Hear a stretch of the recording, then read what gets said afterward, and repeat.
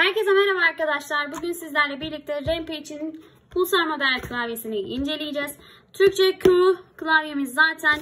Hemen kutunun üstünde yararlı bir bilgi var mı diye şöyle bir göz atıyorum. 800 gram ağırlığında bir klavyeymiş. 50 milyon kez de tuş ömrümüz varmış. Zaten Blue Switch bir klavye.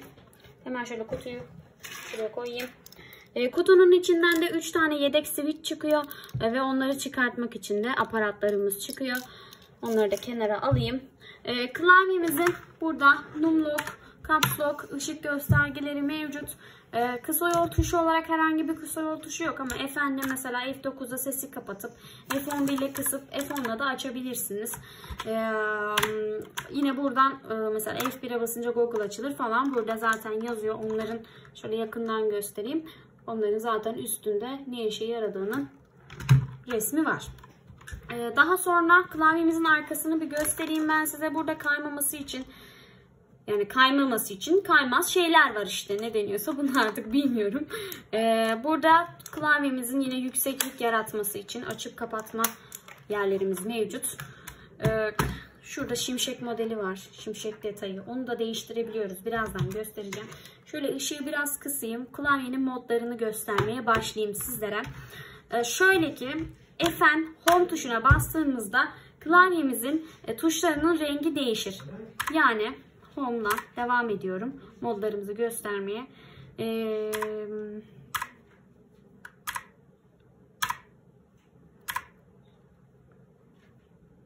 Bunları da PageUp ve PageDown'la tek renk olan yananları rengini değiştirebiliyorsunuz. Şöyle mesela kırmızı var, yeşil var, mavi, sarı, turuncu gibi bir renk, pembe, yine açık mavi, beyaz gibi ve renkli. Şimdi bizde F6'da sorun var, onu da söyleyeyim. Tam şeyde göstereyim birazdan. Şimdi şunu da göstereyim. F6'mızda kırmızı yanmıyor. Bazı renklerde de farklı yanıyor. Onun sebebini bilmiyorum. Onu soracağız neden böyle olduğunu. Devam ediyorum modlarımızı göstermeye. Bunu da değiştirebiliyoruz rengini. İstediğimiz renk şeklinde.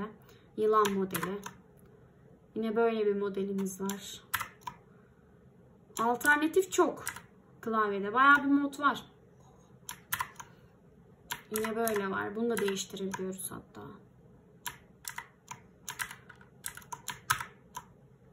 Böyle bir model var. Bu çok güzelmiş mesela. Bunu çok sevdim. Yine bastığımız yanıyor. Onu da değiştirebiliyoruz. Mavi derseniz mavi yanar. Şuradan renkli alırsam mesela renkli yanar. Sadece pembe olsun derseniz pembe yanar. Devam ediyorum. Tek renkler var. Böyle. Bu şekilde bir modumuz varmış. Rengarenk mod. Rengarenklerde değişmiyor PageUp, PageDown'la. Bunlarda değiştiremiyorsunuz. Tek renklerde değişim yapabiliyorsunuz. Başa döndü. Evet, şimdi başa döndü. Klavyenin kendi modları bu şekilde. Bir de siz bu klavyeye 4 tane mod atayabiliyorsunuz. O da güzel bir özellik olmuş. Şöyle göstereyim hemen. Fn del tuşuna bastığınızda 4 tane mod var burada.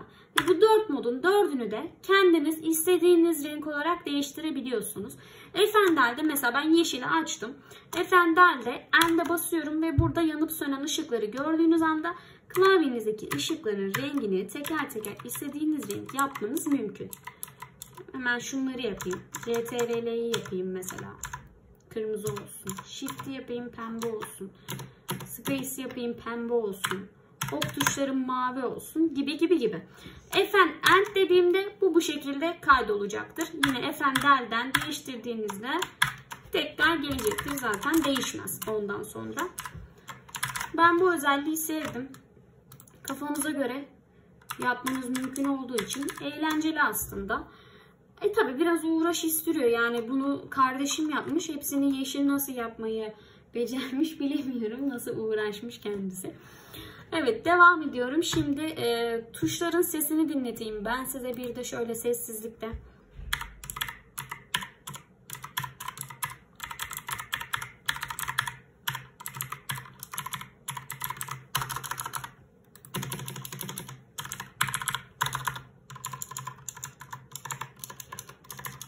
Blue Switch bir klavye zaten. Sesi de bence gayet güzel. Tabi bazılarına göre gürültülü gelebiliyor Blue Switch klavyeler ama daktilo yanımsatıyor bana. Benim hoşuma gidiyor. Başka anlatabileceğim bir şey kaldı mı? Onları da söyledim. Işığı kısmayı göstereyim bir de. Şöyle ışığı bir kapatayım. Yine F'ne basıp ok tuşlarıyla da ışığınızın rengini kısabilirsiniz. 4 tane mod oluyor. Böyle de yükseltebiliyorsunuz. Evet, şimdi ışığı açıp devam edeyim. Bir de ışığı açmadan önce şu şimşek detayının rengini nasıl değiştiğini de göstereyim ben size. Şuradaki şimşek detayının rengi de değişiyor. F'nin yanındaki tuşa basmanız gerekiyor. Yani F'ne basılı tutup F'nin yanındaki tuşa bastığınızda buradaki şimşeklerin rengi değişiyor. Hangisini isterseniz o rengi yapabilmeniz mümkün. Bu da güzel olmuş. Oradaki şimşek detayını da ruh halinize göre istediğiniz renk yapabilirsiniz. Hoş duruyor zaten oradaki şimşek detayını da. Ben beğendim. Klavyemizin özellikleri bu şekilde. Başka anlatabileceğim bir şey kalmadı sanıyorum ki. Herkese teşekkür ediyorum. İyi günler diliyorum.